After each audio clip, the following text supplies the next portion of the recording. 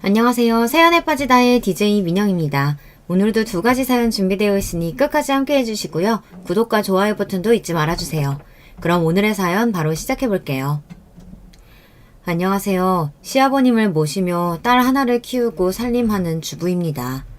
남들은 아이 하나 키우는 것만으로도 벅찰 텐데 시부까지 모시려니 힘들겠다며 저를 안쓰러워하지만 저는 남편과 저, 딸, 그리고 시아버님까지 넷이서 함께 사는 지금이 너무나 행복하고 좋아요. 저는 중학교 시절부터 외할머니 손에서 컸습니다. 외할머니와 그닥 사이가 좋은 편은 아니었어요. 정확하게 표현하자면 성인이 되어 외할머니 댁에서 독립하기 전까지 살가운 말을 단 한 번도 나눠본 적이 없는 사이였습니다.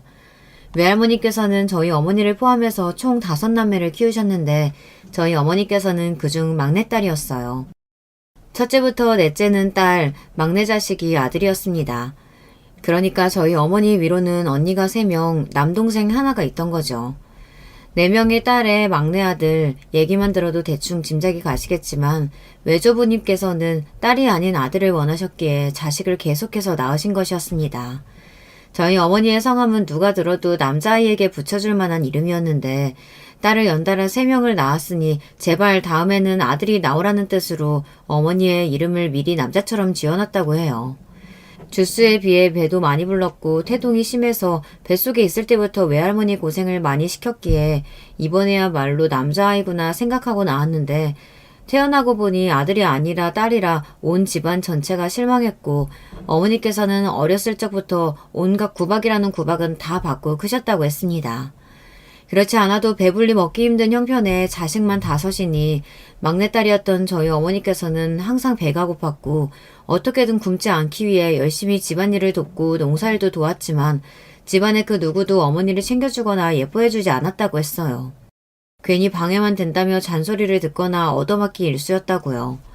매일같이 혼나고 미움만 받으니 어머니께서도 점점 더 가족들 사이에서 소외감을 느끼셨다고 합니다.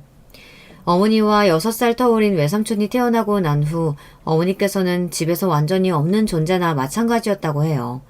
큰언니는 이미 나이를 먹을 대로 먹어 공장에 가서 돈을 벌고 있었고 둘째 언니는 머리가 비상해서 공부를 잘했기에 집안의 자랑이었고 셋째 언니는 얼굴이 예뻐서 마을 어른들이 다들 셋째가 제일 예쁘네 하며 모두 입을 모아 칭찬을 했다고 합니다. 그러나 저희 어머니께서는 둘째 언니처럼 공부도 잘하지 못했고 얼굴도 평범했어요. 그렇다고 집안일이나 농사일을 똑부러지게 잘하는 것도 아니었습니다. 어디 하나 툭틀난 곳이 없었던 것이죠. 부모님을 비롯한 집안 어른들은 항상 외삼촌에게 모든 관심을 쏟았고 어린 시절 어머니께서는 가족들 사이에서 항상 본인이 겉돈다고 생각하셨다고 해요. 그렇게 17살이 되어 고등학교에 들어갈 나이가 되었을 때 어머니께서는 집을 나가 독립하겠다고 선언했습니다. 그 누구도 어머니를 붙잡지 않았고 외할머니께서는 저게 세상 쓴맛을 몰라서 저라는 거라며 나가서 어디 길바닥에서 고생 좀 하다 보면 알아서 기어 들어올 거라고 쓴소리를 하셨다고 해요.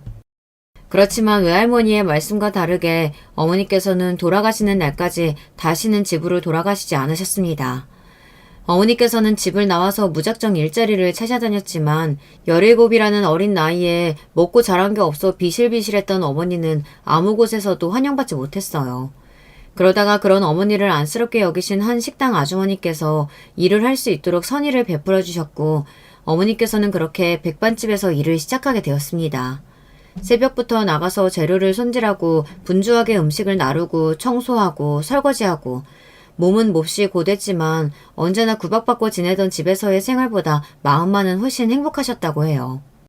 식당 아주머니께서도 겉으로는 툭툭대셨지만 어머니를 딸처럼 잘 챙겨주셨다고 합니다. 알고 보니 식당 아주머니께는 딸이 1명 있었는데 어렸을 적에 고열을 앓다가 목숨을 잃었다고 했어요. 만약 딸이 살아있었다면 어머니와 비슷한 또래였을 터라 갈 곳 없는 어머니를 도저히 못 본 척할 수 없었다고 하셨습니다.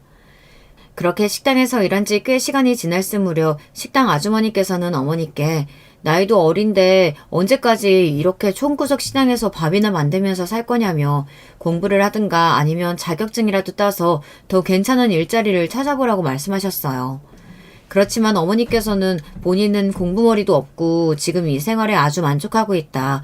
굳이 다른 곳으로 가고 싶은 생각이 없다고 답하셨다고 합니다. 하지만 식당 아주머니께서는 단호하게 다음 주부터는 나와서 일할 필요 없다며 다른 일 찾아보라고 말씀하셨어요. 결국 어머니께서는 식당 일을 그만두고 얼마 지나지 않아 식품 공장에 취직을 하셨다고 합니다. 어머니께서 맡으신 업무는 단순 반복 노동이었기에 일에는 쉽게 적응했지만 식당 아주머니가 말씀하셨던 것처럼 미래가 보이는 일은 아니었습니다. 그래서 어머니께서는 고민 끝에 대학 진학을 목표로 공부를 하시기 시작했어요. 남들보다 조금 늦은 시작이었지만 낮에는 공장에서 일하고 밤에는 코피까지 흘리며 정말 열심히 공부를 하셨다고 해요. 물론 혼자서 공부하기 참 쉬운 일이 아니었고 그 과정에서 공장에서 만난 남자가 많은 도움을 주었다고 합니다. 그 남자는 2살 터울의 오빠였는데 대학을 다니다가 집안이 어려워져서 휴학 후 공장에서 일을 하는 사람이었어요. 어머니의 공부를 도와주며 두 사람은 자연스레 사이가 가까워져 연인 사이가 되었고 어머니께서는 그 남자와 같은 대학에 들어가기 위해 정말 열심히 공부를 하셨다고 합니다. 그러나 그런 일은 현실에서 일어나지 않았어요. 그 남자는 어느 날 갑자기 공장을 그만뒀고 행방이 묘연해졌습니다. 공장 사람들 모두 그 남자의 행방을 알지 못했고 남자가 공부한다던 대학은 너무나 멀었어요. 도무지 찾아가 볼 엄두가 나지 않았고 바로 다음 주가 대입시험 날이었습니다. 어머니께서는 일단 시험에 집중하고자 하셨지만 그런 불안정한 상태로 치른 시험 결과가 좋을 리가 없었습니다. 결국 시험을 거하게 망쳤고 설상가상으로 몸 상태가 이상하게 느껴졌어요. 네, 눈치가 빠른 분들은 어느 정도 예상하셨겠지만 그 남자가 바로 저의 친아버지고 당시 어머니는 저를 임신하신 지 무려 2달 가까이 된 상태였다고 합니다. 지금까지 드린 이야기는 모두 저희 어머니께서 돌아가시기 전 병원에서 당시 15의 나이였던 제게 해주셨던 말들이에요. 그 뒤로 어머니께서는 정말 힘든 세월을 보내셨어요. 여자 혼자의 몸으로 임신까지 했으니 앞날이 캄캄했지만 어떻게든 할 수 있는 일은 전부 닥치는 대로 하시며 살아오셨다고 합니다. 혼자서 아이를 낳고 갓난 아이를 업은 채로 돈이 되는 일이라면 가리지 않고 하셨어요. 그렇게 갖은 고생을 하셨던 어머니께서는 제가 중학생이 되던 해에 말기 위암 판정을 받으셨고 항암 치료를 받으셨지만 결국 1년을 채 버티지 못하고 돌아가시게 되었습니다. 어머니와 함께했던 어린 시절을 떠올리면 참 가난하게 살긴 했지만 전부 다 행복했던 기억들 뿐입니다. 어머니와 저는 라면 하나를 끓여 먹어도 서로에게 한 젓가락이라도 더 주려고 하는 사이였어요. 밤늦게까지 일하고 돌아오시는 어머니를 위해 이불을 따뜻하게 데워놓다가 어머니께서 씻고 누우러 오시면 후다닥 자리를 비켜드리고는 했습니다. 그러면 어머니께서는 역시 우리 딸밖에 없다며 머리를 쓰다듬어 주셨어요. 저는 어머니의 그 말을 참 좋아했습니다. 어렸을 적부터 왜 저는 남들 다 있는 아버지는 없고 할머니, 할아버지도 없는 건지 항상 궁금했어요. 하지만 어머니께 그런 이야기를 물어본 적은 없었어요. 어쩌다 아버지나 조부모님 이야기가 나올 때마다 어머니께서는 몹시 슬픈 표정을 지으셨거든요. 조금 더 철이 들고 난 이후에는 무슨 사연이 있겠거니 때가 되면 어머니께서 말씀해 주시겠거니 생각했습니다. 병원에서 그동안 어머니께서 살아온 이야기를 다 듣고는 눈물이 펑펑 났습니다. 어머니께서 그렇게 어려운 시간을 보내오신 것이 전부 저 때문인 것 같다는 생각이 들었거든요. 그렇지만 어머니께서는 그렇게 생각하지 말라며 네 덕분에 지금까지 버틸 수 있었다고 말씀해 주셨어요. 어머니께서 돌아가셨을 때는 정말 하늘이 무너질 듯 슬펐습니다. 어머니께서 세상 천지에 기댈 사람이 저밖에 없었듯 저 또한 어머니밖에 없었으니까요. 그렇게 어머니께서 저를 떠나시고는 저는 외할머니 집에 맡겨지게 되었습니다. 제가 외할머니 댁에 갔을 때는 자식들은 모두 다 장성하여 떠난 후였고 외할머니께서는 저를 떠맡게 된 것이 몹시 귀찮아하셨어요. 일찍부터 돈 벌러 나갔다는 큰이모는 어머니처럼 집안과 인연을 끊은 지 오래였고 공부를 잘했다던 둘째 이모는 서울에서 좋은 직장에 들어갔지만 마찬가지로 외할머니와 연락을 전혀 하지 않고 있었습니다. 얼굴이 예쁘장하다던 셋째 이모는 얼굴만 번지르르한 사기꾼에게 당해 생고생을 다하느라 폭삭 늙어서 결혼도 못하고 다방 직원을 전전하고 있었어요. 그렇게 금지옥엽 키웠다던 외삼촌이 가장 가관이었어요. 외삼촌은 도박에 폭력 전과에 완전히 생 양아치가 따로 없었고 옥살이 중이었습니다. 외할머니께서는 꼬부랑 할머니가 다 되어서 옥바라지를 하고 계셨어요. 외할머니께서는 저를 저의 집에서 키우는 강아지만도 못하게 생각하셨고 항상 외삼촌 생각뿐이셨어요. 도대체 그놈의 아들이 뭐라고 어린 시절 어머니께서 어떤 취급을 받으며 자라셨을지 대강 상상이 갔습니다. 외할머니께서는 제게 지그 엄마를 닮아가지고 제대로 하는 일이 하나도 없다. 부모보다 먼저 가는 것도 죄인데 짐덩이까지 떠맡기고 가다니 진짜 세상에 그런 보려너가 따로 없다며 제 앞에서 매일같이 어머니 흉을 보셨어요. 어린 시절에 어머니께서 그러셨던 것처럼 저도 하루빨리 성인이 되어 외할머니에게서 벗어나고 싶은 마음뿐이었습니다. 성인이 된 저는 장학금을 받고 서울에 있는 대학에 진학했어요. 성인이 되자 어머니께서 제 앞으로 남겨놓으셨던 유산도 받을 수 있었답니다. 외할머니께서 유산이나 법적인 제도를 잘 모르셨기에 가능했던 일이었어요. 아마 외할머니께서 어머니가 제 앞으로 남겨놓은 돈이 있다는 사실을 아셨다면 진작 외삼촌 영치금으로 넣거나 쓸모없는 곳에 써버리셨을 거예요. 천만다행으로 그 돈은 무사히 제 수중에 들어왔고 저는 그 돈으로 서울에 자취방도 구하고 나름대로 서울 생활에 잘 적응할 수 있었습니다. 어머니께서도 정말 힘든 삶을 사셨지만 저 또한 정말 치열하게 살아왔습니다. 남들 다 놀 때 장학금을 한 번이라도 놓치면 큰일이니 항상 밤새서 코피 흘리며 공부를 했어요. 낮에는 공부하고 밤에는 아르바이트하며 돈을 벌고 돌아가신 어머니께 꼭 성공한 모습을 보여드리고 싶었거든요.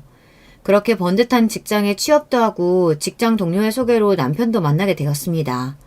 남편은 저와 다르게 아주 화목한 집안에서 교육을 잘 받고 자란 사람이었어요. 무슨 우연의 일치인지 남편은 저희 어머니와 같은 오남매 집안에서 유일한 아들이자 막내였습니다. 저희 집안과 다른 점은 가족끼리 몫이 화목해 보인다는 사실이었어요. 남편과 시댁 식구들은 제 집안 사정과 어려운 형편을 다 알면서도 저를 받아들여 주었고 제 상처를 보듬어 주었습니다. 시댁 식구들 모두 정말 좋은 사람들이었어요. 그때까지만 해도 그렇다고 생각했습니다. 모두가 정말 착한 사람들이라고요. 이렇게 사이좋은 가족이 세상에 다 있구나 싶을 정도였거든요. 시아버지께서는 사업을 하시는 분이었는데 성격이 좀 무뚝뚝하시기는 해도 정말 훌륭하신 분이었습니다. 제 집안 사정과 지금껏 살아온 이야기를 들으시고는 그동안 얼마나 힘이 들었냐며 그래도 이렇게 잘 살아왔으니 정말 장하다. 돌아가신 어머니께서도 하늘에서 기뻐하고 계실 거다 얘기해 주셨습니다. 그 말에 주책맞게 첫 만남 자리에서 눈물을 펑펑 흘려버렸습니다. 시누이들도 모두 좋은 남편을 만나 부유하고 넉넉한 형편에서 사는 사람들이었어요. 인성은 여유에서 나온다는 말이 있잖아요. 다들 삶이 여유로우니 정말 친절하고 좋은 사람들이었습니다. 솔직히 누나만 4명 있다는 이야기에 처음에는 조금 걱정이 되었어요. 하지만 걱정했던 것이 너무나 무색할 만큼 시댁 식구들을 모두 저에게 참 잘해주었어요. 이런 시댁을 만나려고 그동안 이렇게 힘들게 살아온 건가 싶을 정도였죠. 내일 점심에 시간 좀 내라. 나랑 둘이 식사 함께 하자. 그렇게 결혼 준비가 진행되고 있던 어느 날 시아버지께서 갑작스레 연락을 해오셨습니다. 남편 없이 단둘이서 만남이라니 뭔가 불안한 마음이 들었습니다. 혹시 이제 와서 마음이 바뀌신 건 아닌가. 그동안은 불쌍해서 참고 넘어갔는데 아무리 생각해도 나 같은 여자를 며느리로 맡기에는 성에 차시지 않는 건가. 이런저런 생각을 하며 불안한 마음으로 자리에 나갔는데 시아버지께서는 제 앞에 하얀 봉투를 하나 내미셨습니다. 이거 결혼 준비하는데 보태 써라. 시아버지께서는 네 경제 사정 뻔히 알고 있으니 대부분 우리 쪽에서 준비하겠지만 그래도 어떻게 받기만 하고 있겠냐. 너도 자존심 좀 세우고 그래야지. 이런 말씀을 하시며 본인이 줬다 말하지 말고 결혼 준비하는데 보태 쓰라며 1,000만 원이라는 거금을 주셨습니다. 그렇지 않아도 당시 제 수중에 있던 돈은 당시 살고 있던 작은 원룸의 보증금과 아등바등 살며 저축해놓은 푼돈이 다였어요. 너무나 감사하고 죄송한 마음에 차마 고개조차 제대로 들지 못하고 있는데 시아버지께서는 본인이 결혼하실 적 이야기를 해주셨어요. 시부모님께서는 굉장히 금슬이 좋은 부부셨다고 해요. 시아버지께서는 젊은 시절 시어머니께 반해 시어머니를 졸졸 쫓아다니다가 결혼에 성공하셨다고 합니다. 당시 시어머니께서는 동네에서 소문난 부잣집 고명딸이었지만 시아버지께서는 노가다판에서 일하던 가난한 젊은이였어요. 당시 시어머니 집안에서는 시아버지를 완전히 도둑놈 취급하며 끝까지 사위로 인정해주지 않으셨고 두 분은 함께 고향을 떠나 타지에서 결혼 생활을 시작했습니다.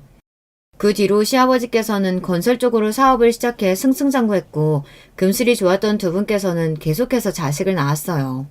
낳다보니 4명이 되고 4명 연속 딸이 나오니 두 분 다 몹시 신기하셨다고 하더라고요.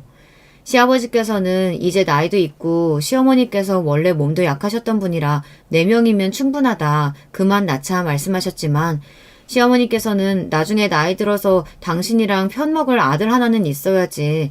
딸만 있으면 당신 쓸쓸해서 안 된다. 아이를 또 가지자고 하셨고 막내는 정말 아들이 나왔다고 합니다. 그렇지만 시어머니께서는 남편을 낳으면서 진통을 몹시 오래 한 탓에 출산 후 몸이 급속도로 악화되셨고 결국 남편을 낳은 지 얼마 지나지 않아 눈을 감으셨어요. 시아버지께서는 부인을 잃은 슬픔에 처음에는 남편이 전혀 예뻐 보이지 않았다고 해요. 그렇지만 자라나는 남편을 볼 때마다 시어머니께서 당신 편이 되어줄 아들 하며 얘기하셨던 것이 자꾸 생각이 났다고 하시더라고요. 애가 엄마 없이 자라긴 했지만 누나만 4명이라 그래도 여자 비위 하나는 잘 맞추고 살 거라며 언제 이렇게 커서 결혼할 여자를 데려왔는지 모르겠다. 혹시 이 녀석이 속썩이면 언제든 바로 달려와서 일러바치라. 이렇게 말씀하시는데 너무 감사한 마음뿐이었습니다. 그렇게 시댁에서 마련해 주신 아파트에서 신혼생활이 시작되었고 결혼 생활은 너무나 행복했어요. 서로 싸울 일이 전혀 없었고 시댁 식구들과도 몹시 사이가 좋고 화목했습니다. 그렇지만 그런 행복은 그렇게 오래가지 못했어요. 남편이 어느 날 몹시 어두운 얼굴로 제게 소식을 전해왔습니다.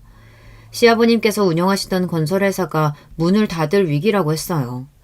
저는 사업 쪽은 잘 몰랐지만 최근 건설회사들이 우후죽순 문을 닫고 있는 판국이라고 했습니다. 그래도 어느 정도 규모가 있는 회사였기에 그렇게 바람 앞에 갈대처럼 쓰러질 것이라고는 생각도 못했었는데 최근 들어 회사가 좀 위태위태하고 실적도 전 같지 않다는 이야기는 언뜻 전해 들었는데 정말 회사가 망해버릴 줄은 몰랐어요. 회사며 시댁까지 채권자들이 찾아와서 돈 물어내라고 난동을 부리고 정신없는 통에 시아버님을 잠시 저희 집에 모시게 되었습니다. 결국 시아버님께서는 회사 파산을 신청하셨고 그렇게 건설회사는 완전히 부도가 나게 되었어요. 그나마 불행 중 다행인 것은 빠르게 일처리를 한 덕에 가진 것은 모두 잃었지만 적어도 빚더미에 앉지는 않았다는 사실이었습니다. 그렇게 커다란 회사를 경영하시던 시아버님께서는 한순간에 빌터터리가 되셨어요. 건설회사 사장으로 떵떵거리며 사셨던 분이 당장 지낼 곳조차 없어지게 되었어요. 저는 당연히 큰형님께서 시아버지를 모실 것이라고 생각했습니다. 평소에 큰형님께서 돌아가신 시어머니를 대신해서 집안의 어머니 노릇을 하고 계셨고 회사도 큰 아주버님께 물려주실 듯한 분위기였거든요. 그렇지만 큰형님께서는 구구절절 본인의 사정을 가져다 대며 시아버님을 모실 수 없다 말했어요. 나머지 형님들도 마찬가지였습니다.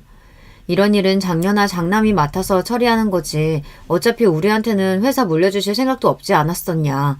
왜 우리가 이제 와서 그런 중요한 일을 맡아 해야 하냐며 다들 발을 빼는 분위기였어요.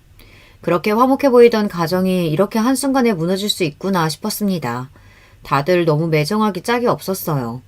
그동안 시아버지께서 시어머니 없이 혼자서 자식들 키우시느랴 사업하시느랴 얼마나 뼈 빠지게 일을 하셨는지 그렇게 착하고 좋았던 사람들이 한순간 완전히 다른 사람이라도 된 것 마냥 돌아서서 다들 자기 이속 챙기기에 바빴어요. 결국 시아버님은 저와 남편이 모시게 되었고 남편은 제게 몹시 미안했습니다. 당시 저는 임신 중이었거든요. 안정을 취해도 모자랄 시기에 시아버님까지 모시고 살아야 했으니 여러모로 곤란하기는 했습니다. 결국 저는 다니던 회사를 아예 그만두게 되었어요. 그렇지만 저는 남편에게 어차피 우리가 살고 있는 이 집도 시아버지께서 사주신 것 아니냐. 미안해할 필요 없다. 애초에 내가 모시고 싶었었다 이야기했고 시아버지께서는 부도와 자식들의 외면을 겪고는 급속도로 건강이 안 좋아지시기 시작했습니다. 식사도 잘 못하시고 밤에 잠도 잘 못 주무시는 것 같았어요. 처음에는 마음고생을 너무 심하게 하셔서 그런가 싶어 넘겼지만 증상이 계속되길래 뭔가 이상하다 싶었습니다. 시아버지께 병원에 가보자 말씀드렸지만 시아버지께서는 그러지 않아도 본인 때문에 고생하는데 무슨 병원까지 가냐며 손사래를 치셨어요. 그러던 어느 새벽 시아버지께서는 피를 토하며 쓰러지셨고 구급차를 타고 병원에 실려가셨습니다. 검사 결과 위암 말기였어요. 세상에 어떻게 이런 운명의 장난이 있을 수가 있나 싶었습니다. 같은 병으로 돌아가신 어머니 생각에 하염없이 눈물만 흘렀어요. 그간 고통이 심하셨을 텐데 저와 남편 눈치를 보시느라 제대로 말도 못하시고 너무나 죄송하고 안쓰러운 마음이었습니다. 병원에서는 이미 암이 다른 장기에도 전이가 많이 되었고 상태가 좋지 못하다. 연세도 있으시고 오래 버티시지 못할 가능성이 크다 말했고 그렇게 시한부 선고나 다름없는 이야기를 듣고 병원에 입원하게 되었습니다. 소식을 들은 시누이들은 모두 안타까워하긴 했지만 그 누구도 나서서 간호를 하겠다거나 간병인을 고용하겠다는 말을 하지 않았어요. 간병인 월급만 해도 달에 몇백씩 깨지는데 남편 혼자 벌어오는 돈으로 간병인을 고용하기에는 무리가 있었고 시누이들에게 각자 조금씩 내서 모시는 게 어떻냐 얘기를 꺼내봤지만 시누이들은 다들 굳이 간병인이 있어야 하냐 얘기를 들어보니까 곧 돌아가실 것 같던데 그냥 병원에 맡겨두고 가끔씩 찾아뵙는 걸로 충분하지 않겠냐 말했습니다. 심지어 남편까지 굳이 간병인이 있어야 하겠냐, 병원에서 알아서 잘 돌봐드리지 않겠냐, 누나들은 돈도 안 보태줄 텐데 우리 돈으로는 못한다. 그렇다고 만삭인 당신이 간병하는 것도 말이 안 되지 않냐며 저와 아이를 걱정했어요. 시누이들은 그렇다 치더라도 남편까지 그렇게 나올 줄은 정말 몰랐습니다. 다들 어려운 형편인 것도 아니면서 말기 암이라는 아버지를 위해 간병인 하나를 못 구해주나요? 자식이 5명이나 있는데 어떻게 5명 전부 다 아픈 아버지를 외면할 수가 있는 건지. 비록 저와는 피 한 방울 안 섞인 사이였지만 저는 도저히 시아버지를 이렇게 보낼 수가 없었습니다. 결국 저는 시댁 식구들에게 제가 나서서 간병을 하겠다 말했고 시누이들은 꼭 그렇게까지 해야겠냐며 조금 불편한 티를 내긴 했지만 그래도 조금은 고마워하는 눈치였어요. 남편은 끝까지 반대했지만 저는 그런 남편에게 당신 정말 자식된 도리로서 그러는 거 아니다. 당신 말대로 아버님께서 곧 돌아가신다고 하면 그럴수록 더 지극정성으로 모셔야 하는 것 아니냐. 막말로 아버님 회사가 부도가 나지 않았으면 이렇게까지 외면했을 거냐며 언성을 높였고 결국 남편도 고집을 꺾게 되었습니다. 시아버님께서는 점점 병색이 짙어지셨고 밤에 잠도 잘 못 주무시고 독한 항암 치료에 몹시 힘들어하셨어요. 죽음을 목전 앞에 두니 인생에 대한 회의감도 많이 느끼시는 것 같았습니다. 저는 만삭의 몸으로 아이가 태어나기 일주일 전까지 24시간 병원에서 먹고 자며 시아버지를 간호했어요. 심지어 아이를 낳으러 갈 때마저도 저보다 시아버지가 더 걱정이었습니다. 혹여나 제가 아이를 낳고 오는 사이 잘못되실까봐요. 출산 후 몸조리를 제대로 하기도 전에 병원으로 돌아왔고 갓난아이를 업고 시아버지를 간병했습니다. 아이가 밤낮으로 울어다는 통에 병실 사람들에게 민폐를 끼칠까봐 아이가 울면 데리고 나갔다가 왔다 갔다 하면서 간병을 했고 남편이 퇴근하고 돌아오면 남편한테 아이를 맡겨놓고 간병에만 집중했어요. 저도 힘들었지만 남편도 정말 힘든 시간이었을 겁니다. 하루 종일 밖에서 일하고 집에 와서는 밤새 혼자 아이를 돌봐야 하니 스트레스도 심하게 받고 몹시 고대했어요. 당연히 아이도 자주 환경이 바뀌고 부모와 붙어있을 수 없으니 좋은 환경은 아니었겠죠. 생후 100일까지는 외출도 삼가라고 하는데 매일같이 병원에서 집을 들락날락했고 시아버님을 신경 쓰느라 아이를 잘 돌보지도 못했으니까요. 이런 저의 사정을 딱하게 여기신 병실 아주머니들과 할머니들이 번갈아가며 아이를 돌봐주시기도 했어요. 애기 엄마가 친딸도 아니고 며느리라는데 이렇게 지극정성으로 간병을 다 하냐면서 요즘 같은 시대에 이런 며느리가 어딨냐며 신기해 하셨어요. 그럴 때마다 저는 제게 친아버지나 다름없는 분이시다 대답했습니다. 살 날이 얼마 남지 않았다는 병원의 말과 다르게 시아버지께서는 독한 항암 치료를 오랜 기간 동안 잘 버티셨어요. 딸아이가 2돌이 되었을 무렵 의사 선생님께서는 아버지의 상태가 많이 호전되어 수술을 진행해 볼 수 있을 것 같다는 이야기를 꺼냈습니다. 전혀 예상치도 못했던 일이라 몹시 기쁘면서도 고민이 되었어요. 시누이들은 그렇지 않아도 쇠약하신 몸으로 간신히 버티고 계실 텐데 그런 큰 수술을 무리해서 해봤자 돌아가실 날만 앞당기는 거라며 모두들 시아버지의 수술을 반대했습니다. 말로는 시아버지를 위하는 척 했지만 딱 봐도 지금껏 나 몰라라 하다가 수술에 성공해서 아버님께서 기적처럼 회복하시게 되면 아버님을 뵐 면목이 없어서 그러는 것 같았어요. 남편도 수술 이야기에 회의적인 반응을 보였습니다.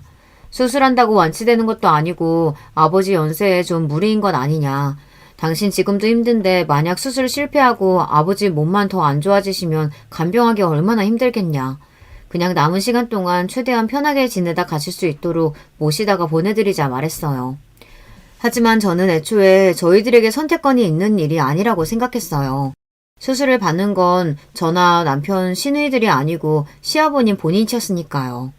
시아버지께서는 수술을 받고 싶어 하셨어요. 이런 상태로 더 오래 살아봤자 뭐하겠냐. 차라리 수술을 받고 실패하면 그냥 깔끔하게 죽으련다. 더 이상 이렇게 너희한테 민폐 끼치는 것도 싫고 자식들한테 짐덩이로 살다가 죽고 싶지 않다. 할 수 있는 건 다 해보고 싶다 하시면서요. 결국 제가 박박 우긴 탓에 수술 날짜를 잡게 되었습니다. 큰형님께서는 도대체 왜 그렇게까지 하는 거냐.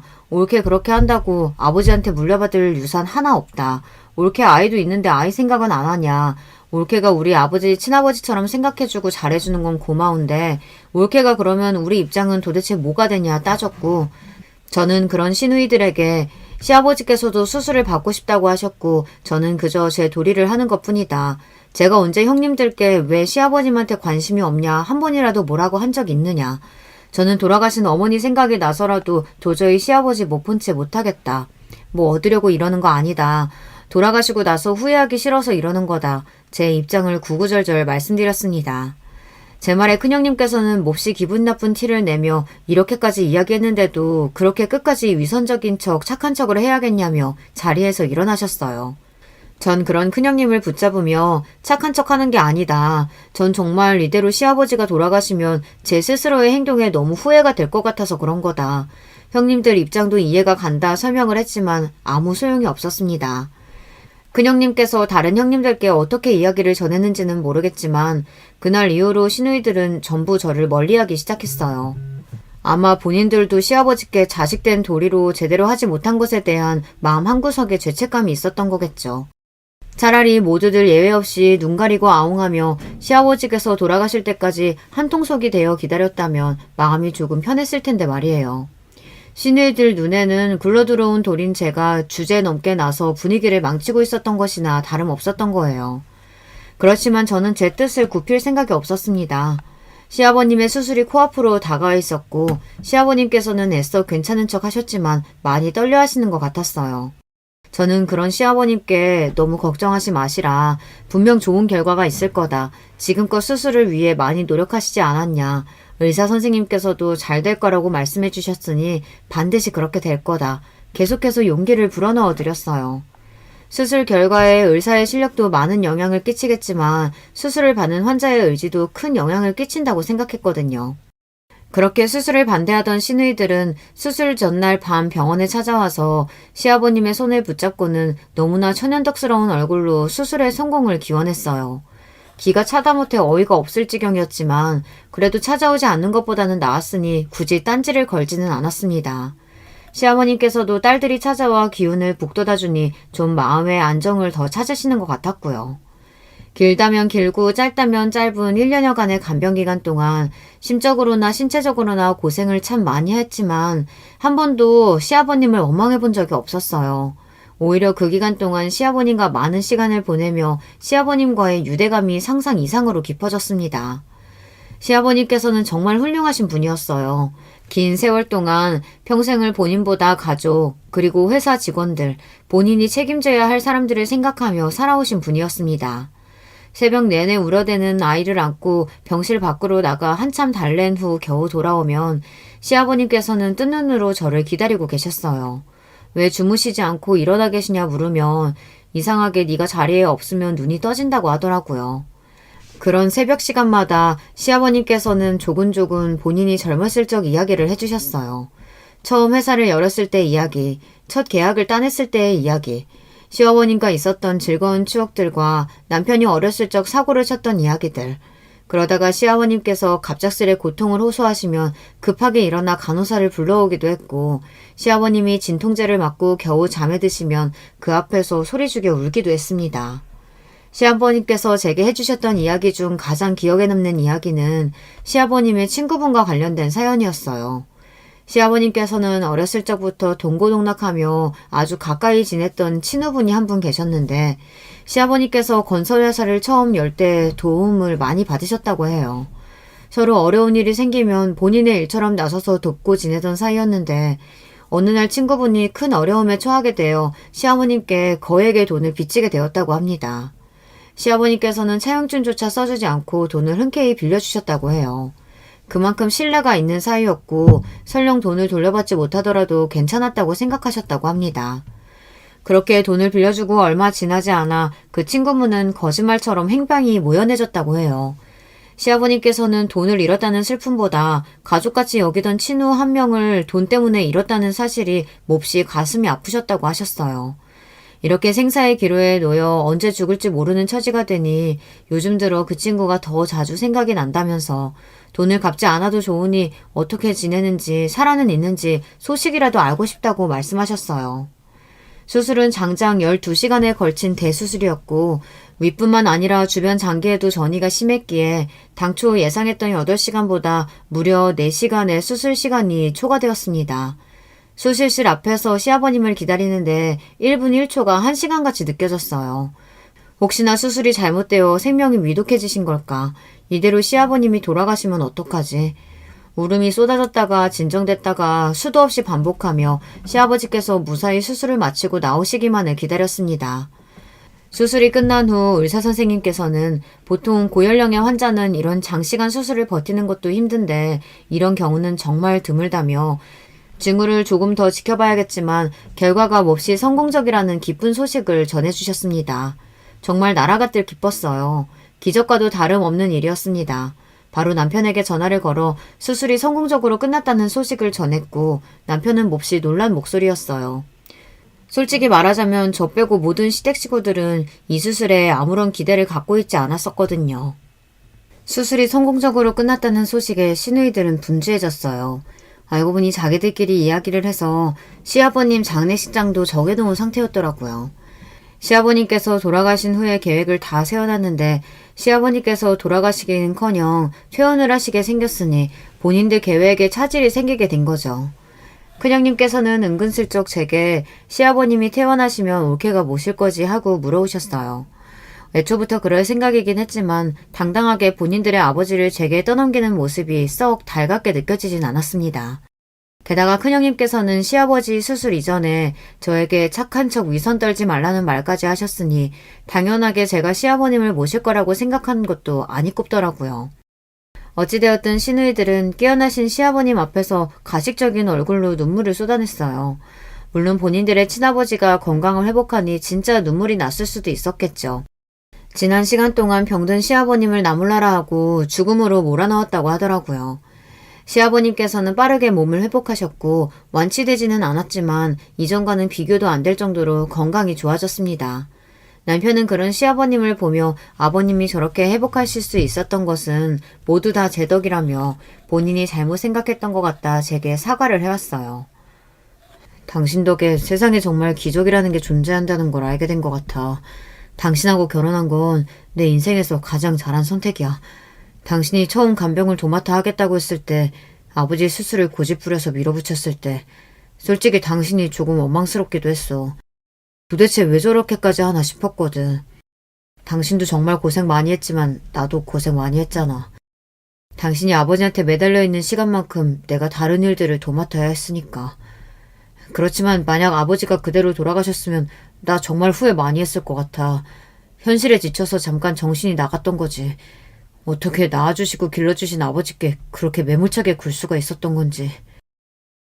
그러면서 남편은 시아버님께서 제게 아무리 잘해주셨다고 한들 어떻게 그렇게 긴 기간 동안 친딸들보다 더 지극정성으로 아버님을 모실 수 있었냐며 앞으로 평생 당신이 한 고생을 잊지 않고 다 보답하며 살겠다고 말해주었어요. 보상을 받고자 했던 말은 아니었지만 남편의 그 말에 그간 했던 고생들과 조금씩 쌓여있던 불만들이 눈녹듯 사라지는 기분이었습니다. 시아버님께서는 얼마 지나지 않아 퇴원을 하시게 되었어요. 당초 예정되었던 대로 저와 남편이 시아버님을 모시게 되었어요. 그 과정에서 시아버님께서는 다른 자식들에 대한 이야기를 한 번도 먼저 꺼내시지 않았습니다. 저희 또한 괜히 시아버님을 속상하게 만들까 시누이들에 대한 이야기를 꺼내지 않았고요. 아가, 할 말 있으니 여기 앉아봐라. 그렇게 시아버님과 함께 지낸 지 정확히 일주일째가 되었던 날이었습니다. 그날은 시아버님께서 오랜만에 외출을 하고 돌아오신 날이었어요. 시아버님께서는 제 앞에 서류봉투 하나를 내미셨습니다. 이게 무엇이냐 여쭤보니 열어보라고 하시더라고요. 서류봉투 안에는 통장 하나와 인감도장 그리고 인감증명서가 들어있었어요. 통장 안에는 무려 50억이라는 현실감 없는 금액이 들어있었습니다. 비밀번호는 네 남편 생일이다. 마음대로 사용해라. 그동안 고생 많았다. 아버님, 이런 큰 돈이 어디서... 저 이런 거 못 받아요. 돈 받으려고 한 거 아니에요. 너 주려고 받아온 거야. 잔말 말고 가져가 써라. 네? 절 주려고 받아오셨다니 그게 무슨 말씀이세요? 알고 보니 시아버지께서 그날 만나셨던 친구분은 바로 예전에 제게 말씀해 주셨던 이야기 속 친구분이었습니다. 시아버지께서 수술을 앞두고 계시던 어느 날 제가 잠시 자리를 비운 사이 친구분이 시아버님을 찾아오셨던 것이었어요. 당시 빚쟁이들에게 쫓기던 친구분께서는 어쩔 수 없이 주변의 모든 사람들과 연을 끊고 외국으로 떠났고 시아버님께서 빌려주셨던 돈으로 사업을 다시 시작해 대성하셨던 것입니다. 그러나 오랜 친구에게 아무 말 없이 연락을 끊고 도망쳤다는 죄책감에 성공한 후에도 시아버님께 다시 선뜻 연락을 할 수가 없었다고 해요. 그렇게 평생 시아버님과의 일을 마음의 짐처럼 여기며 살아오시다 시아버님의 회사가 부도났다는 소식을 듣고는 한국으로 돌아와 행방을 찾아다니셨다고 합니다. 그렇게 시아버님께서 입원하신 병원을 찾게 되었고 두 분은 30여 년 만에 만나 그간의 회포를 풀게 되었던 것이었어요. 시아버님께서는 이제라도 소식을 알고 얼굴을 봤으니 되었다며 예전에 빌려줬던 돈은 이미 내 손을 떠난 지 오래라고 생각한다. 목숨이 왔다 갔다 하는 마당에 돈이 무슨 소용이냐, 돌려줄 필요 없다 거절을 하셨다고 해요. 그러나 수술이 대성공으로 끝나고 난 후에 우연히 보게 된 제 손등이 처음 시집왔을 때와 다르게 자글자글 주름으로 가득 차 있었고 그 모습을 보고는 참 많은 생각이 드셨다고 해요. 그렇게 시아버님께서는 퇴원 후 일주일간 고민을 하시다 결국 친구분께 다시 연락을 해 돈을 받아오셨다고 합니다. 내 친구가 이제라도 다시 내 앞에 나타난 게 다 하늘의 뜻인 것 같다. 그동안 고생한 너한테 뭐라도 지어줄 수 있도록. 이렇게라도 해야 내가 남은 시간 동안 너를 볼 낯이 생기지 않겠냐. 저는 끝까지 돈을 거절하며 보상을 바라고 한 행동이 아니었다. 아버님께서 이렇게 건강하게 태어나신 것만으로도 충분하다 말씀드렸지만 시아버님께서는 기어코 제 손에 통장을 쥐어주셨습니다. 혹시 내서 말인데 네 시누이들한테는 말할 필요 없다. 처음부터 네 돈이라 생각하고 받아온 거니 나 죽기 전까지 알아서 네가 다 쓰도록 해라. 그렇게 제게는 너무나 갑작스럽게 50억 원이라는 큰 돈이 생기게 되었어요. 평생 이렇게 큰 돈이 생길 것이라고는 생각조차 해본 적이 없었어요. 너무나 얼떨떨하고 현실감이 느껴지지 않았고 꼭 로또라도 맞은 기분이었어요. 시아버님께서는 시누이나 남편에게 말할 것 없이 제가 전부 알아서 사용하라고 하셨지만 시누이들은 몰라도 남편에게는 이 사실을 털어놓아야 할 것 같았어요.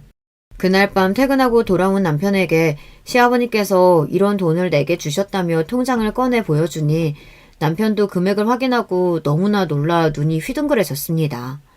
남편은 제게 이 돈은 그동안 당신이 고생한 값이지 않냐며 아버지 말씀대로 누나들한테는 굳이 말할 필요 없이 당신 마음대로 사용해라 말해주었고 저는 몇 날 며칠을 그 돈을 들고 고민하기 시작했어요.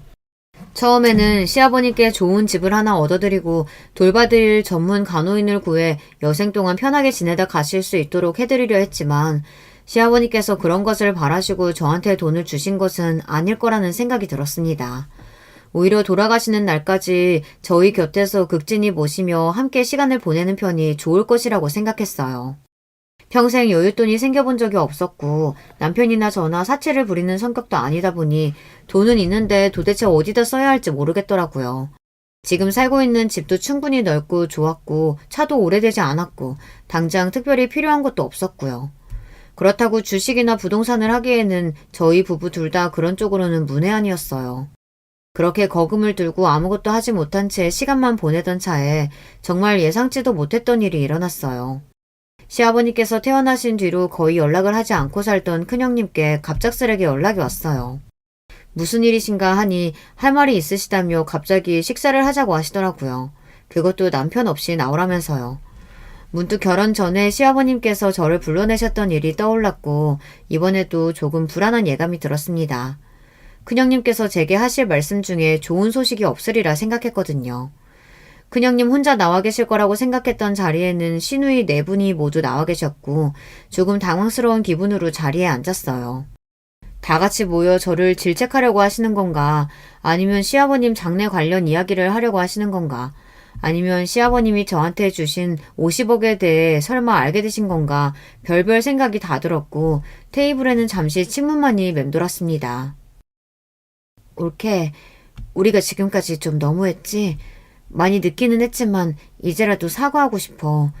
그동안 정말 고생 많았어. 올케한테는 미안한 마음뿐이야. 침묵을 깨고 큰형님의 입에서 나온 말은 전혀 정말 예상하지도 못했던 사과였습니다. 수술 후 시아버님께서 기적적으로 몸을 회복하시고 퇴원을 하시게 되자 시누이들은 정말 당혹스러운 마음이었다고 해요. 애초에 병원에서 얼마 살지 못하고 돌아가실 거라 이야기를 했으니 마음을 정리하며 장례 준비를 한 것도 어쩌면 당연한 일이었을 거라고 생각합니다. 저 또한 시아버님을 간호하고 수술 결과를 기다리면서 마냥 긍정적인 생각만은 했던 것은 아니었으니까요. 솔직히 아버지 회사 부도나고 몸 그렇게 되시고 곧 돌아가실 거라고만은 생각했어. 우리 다들 겉으로는 넉넉하게 잘 살고 있는 것 같아도 각자 집안 사정도 있고 여러모로 여유가 없었어. 물론 지극정성으로 아버지 모신 올케 앞에서는 다 핑계나 마찬가지겠지만 우리도 그동안 자식으로서 못할 짓 했던 거 알고 있어. 아버지 수술 성공하고 회복하시니 이제야 이러는 거 정말 면목 없고. 그러면서 형님들께서는 많이 늦긴 했지만 이제라도 저한테 정식으로 사과하고 싶다며 하얀 봉투를 내미셨어요. 열어보지 않아도 돈이라는 걸 알 수 있었어요. 저는 이런 거 받을 생각 없다며 딱 잘라 거절했습니다. 큰형님께서는 우리가 이런 거라도 해야 그나마 앞으로 저와 아버님을 볼 면목이 생길 것 같다며 제발 받아달라 말씀하셨고 결국 신랑이 끝에 제 손에 봉투를 쥐어주셨습니다. 형님들께서는 아버지께서 그렇게 건강하게 태어나신 건 전부 다 제 덕이라며 올케가 기적을 만들어낸 거나 다름없다며 정말 고맙다고 말씀하셨어요. 딸이 넷이나 있는데 어떻게 딸 넷보다 며느리 한 명 덕을 더 보시는지 모르겠다며 이렇게 사과하기까지 너무 오랜 시간이 걸렸다.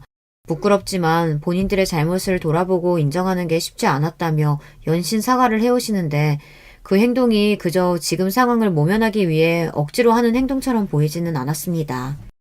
형님들께서는 본인들끼리 돈을 모아 시아버님이 지내실 만한 거처를 구하고 간병인까지 고용하겠다. 이제 고생은 그만해도 된다 말씀하셨지만 저는 그러지 않으셔도 된다며 앞으로도 계속 시아버님을 곁에서 모실 생각이라고 말씀드렸어요. 시아버님께서도 혼자서 넓은 집에 간병인과 둘이 지내시는 것보단 저희 집에서 아들, 며느리 그리고 손주와 지내시는 게 훨씬 행복하실 거다. 몸도 많이 회복되셔서 제가 크게 할 일도 없으니 굳이 그렇게 하실 필요 없으시다 말씀드렸고 형님들께서는 그렇지만 계속해서 올케가 아버지를 모시면 우리가 아버지 뵐 면목이 없지 않느냐며 저를 말리셨어요. 그게 그렇게 걱정이시면 형님들께서 자주 찾아오시면 되잖아요. 아버님께서도 형님들 얼굴 자주 보시면 정말 좋아하실 거예요. 저희 집에 오는 게 부담스러우시면 아버님 모시고 가까운 곳에 나들이를 가던가 식사라도 대접하든가. 형님들께서 정말 그동안의 행동을 후회하신다면 더 늦기 전에 이제라도 달라지시면 좋겠어요. 그동안의 빈 시간은 돈으로 해결할 수 있는 게 아니라고 생각해요. 제 말에 시누이들은 모두 조금 당황스러워 보이는 얼굴이었지만 이내 큰형님께서 제 말대로 하겠다며 긍정의 답을 주셨고 그렇게 자리가 마무리되었습니다. 형님들께서 제게 쥐어주신 봉투와 시아버님께서 주신 거액이 담긴 통장까지 저는 정말 큰 돈을 갑작스레 가지게 되었어요. 아무리 생각해도 당장 이 돈을 어디에 사용해야 할지 모르겠어서 일단은 시댁 식구들을 모두 모시고 다 같이 여행을 한번 떠나기로 했습니다. 물론 시아버님께서 완벽하게 몸이 치유되신 것은 아니기에 멀리는 가지 못하겠지만 오랫동안 병원 신세를 지시느라 많이 갑갑해 하셨거든요. 그날 이후 형님들께서는 하루가 멀다 하고 번갈아서 저희 집을 찾아오고 계세요. 시아버님께서는 갑자기 애들이 왜 이러냐며 겉으로는 조금 떨떠름하신 반응이지만 속으로는 좋아하시는 게 다 보입니다. 제가 아버님 곁에서 모셔온 게 몇 년인데 제 눈은 못 속이죠. 큰형님도 그렇고 나머지 형님분들도 꼭 오실 때마다 먹을 것이며 입을 것이며 선물을 하나씩 사들고 오세요. 이런 거 안 사오셔도 된다고 말씀드려도 막무가내이십니다. 정말 오랜 시간이 흘렀지만 꼭 처음 만났을 때 그 화목한 가정으로 돌아온 것 같은 기분이 드네요. 그때와 달라진 점이 있다면 저희 부부 사이에 너무 소중한 아기 천사가 생겼다는 사실과 평생 돈 걱정은 하지 않고 살아도 될 만큼 넉넉한 통장 잔고가 생겼다는 사실이겠죠. 부디 시아버님께서 오랫동안 저희 곁에 건강히 머물러 주시길, 그리고 저희 딸이 앞으로 건강하게 무럭무럭 잘 자라주기만을 바랄 뿐입니다. 쓰다 보니 이야기가 조금 길어진 것 같네요. 요즘 가족여행 준비에 한창이라 할 일이 많아서 이만 줄이겠습니다. 들어주신 모든 분들 감사드려요. 안녕하세요. 저는 삼형제 중 첫째와 결혼하여 맏며느리로 살고 있는 30대 여성입니다. 평소에 집안일을 하며 다양한 유튜브 사연들을 즐겨 듣고 있는데요. 사연들에서만 들을 수 있었던 다소 충격적인 일이 제게도 생겨 이렇게 사연을 보내보게 되었습니다. 제가 처음 결혼했을 당시에만 해도 저희 시부모님의 사이는 꽤 좋았던 편이었어요. 그 어떤 자리에서든 자신보다 서로를 먼저 챙기곤 하셨죠. 그런 두 분의 모습을 볼 때면 나도 나중에 남편과 저렇게 늙어가며 살고 싶다고 바랐었습니다. 그런 시부모님의 아래서 자란 남편 삼형제의 사이 또한 각별했고요. 저와 남편의 결혼 몇 년 후 둘째 도련님과 막내 도련님도 차례대로 결혼을 하였고, 동서들 또한 도련님들을 닮아 무난한 성격들이라 저와 사이좋게 잘 지낼 수 있었습니다. 그리고 시어머니는 시아버지와 당신의 아들들 뿐만이 아닌 저와 동서들에게도 아주 다정하고 살갑게 대해주셨어요.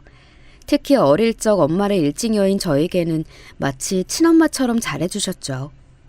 결혼 생활 동안 친정엄마의 부재가 느껴질 때면 어떻게 하시곤 저와 따로 데이트 자리를 만들기도 하시고, 본인이 제 친정엄마인 양 아들인 남편보다 저를 더 챙겨주셨거든요. 시부모님 두 분의 사이가 틀어지기 시작한 것은 시어머니가 황혼 취업을 하신 이후부터였어요. 작지만 탄탄한 사업을 하시던 시아버지 곁에서 평생 전업주부를 사셨지만 더 늙기 전에 경제활동을 해보고 싶다며 시어머니는 60대 초반의 나이에 어렵게 건물 청소 일을 구하셨습니다. 시어머니의 연세가 적은 편은 아니어서 건강이 괜찮으실지 조금 걱정이 되었지만 젊었을 적 운동도 꾸준히 하셨고 연세 대비 정정하셨던 터라 괜찮겠지 생각했습니다. 그렇게 몇 달 후 시어머니께서 주신 반찬통을 가져다 드리러 시댁에 잠시 들렀던 날이었어요. 맞벌이였던 저와 남편이 남편의 몇 달간 긴 지방 출장으로 장거리 부부가 되어버리자 시어머니께서 주기적으로 반찬을 만들어 보내주셨거든요. 비록 제가 회사에 있는 시간에 주로 오셔서 아이들만 시어머니 얼굴을 뵀을 뿐 저와는 마주치지 못했지만요. 그날도 시어머니는 일하러 나가셨을 테니 오늘도 얼굴 뵙기는 글렀을 거라 생각하며 아쉬워하던 참이었습니다. 어머마, 연락도 없이 어쩐 일이냐? 아니 어머님, 오늘은 일 안 나가셨어요? 그런데 저를 맞아주신 빈집이 아닌 시어머니였습니다. 시어머니는 청소 중이셨던 듯 빗자루와 쓰레받기를 들고 계셨어요.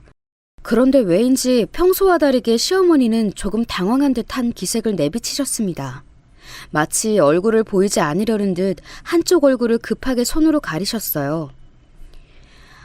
몸이 좀 안 좋아서 하루 쉰다고 했다. 미안하지만 민수 엄맘 너도 오늘은 일찍 돌아가다오.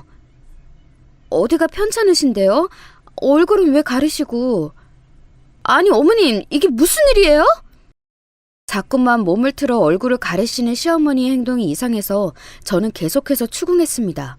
그렇게 실랑이를 하던 중 얼굴을 가린 시어머니의 손을 획 잡아채 들어보니 아니 글쎄 시어머니의 눈에 시퍼런 멍이 들어있는 게 아니겠어요? 누구한테 맞으셨어요? 그 직장에서 이런 거예요? 도대체 누가?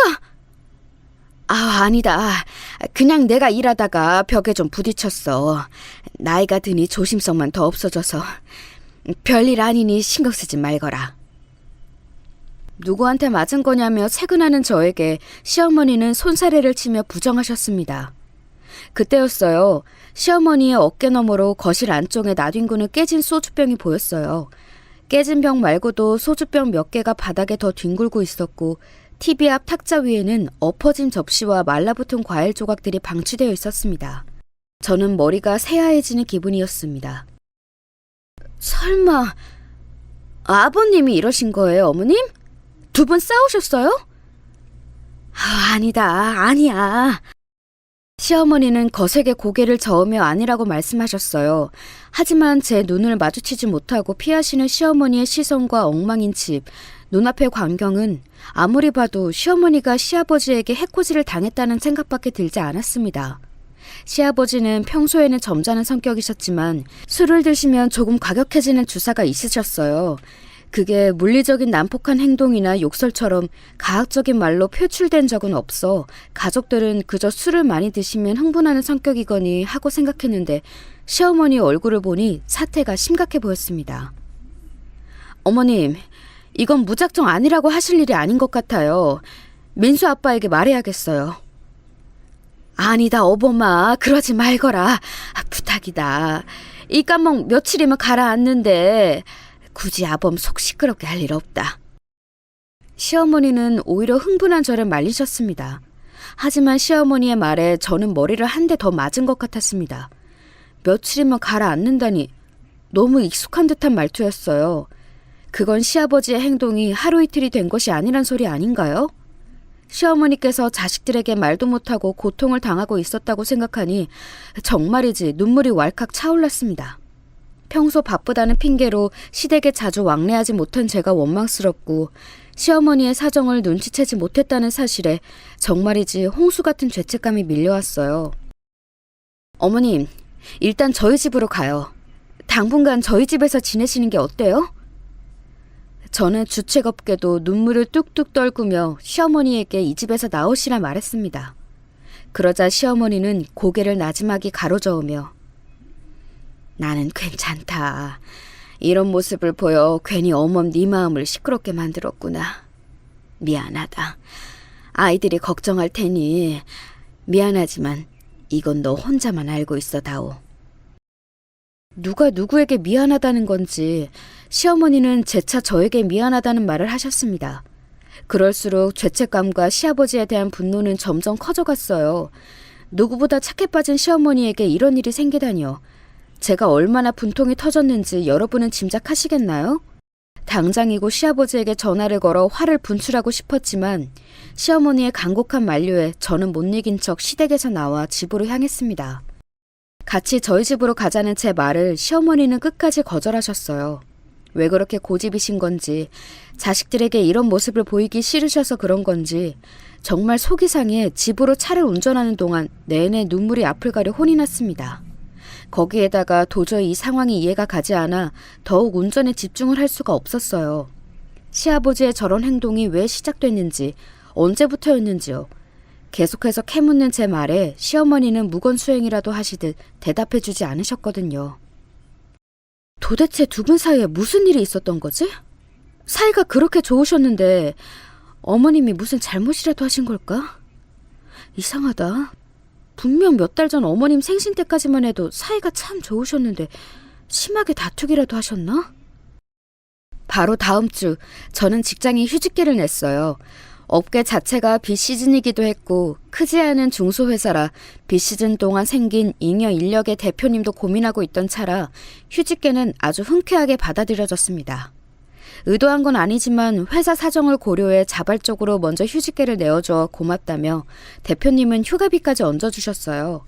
다행히 남편이 출장에서 돌아오려면 아직 시간이 많이 남아 괜히 휴직한 사실을 알려 시어머니의 사정을 실토할 일은 없었습니다. 당장은 말 못하더라도 시어머니의 일이 어떻게든 정리가 되면 그때 남편에게 말을 해야겠다 생각했어요. 휴직계를 낸 후 저는 일주일에 두세 번은 시댁에 찾아갔습니다. 갈 때마다 매번 그런 것은 아니었지만 시어머니가 시아버지에게 맞은 흔적은 심하진 않아도 종종 발견할 수 있었어요. 아주 가끔 터진 입술이나 늘어난 티 아래로 드러난 목덜미의 멍자국, 반바지를 입으셨을 때 슬쩍 보이는 허벅지의 피멍 등으로요. 시아버지는 제가 처음 발견한 날과는 달리 티가 나지 않도록 얼굴은 잘 때리지 않는 것 같았어요.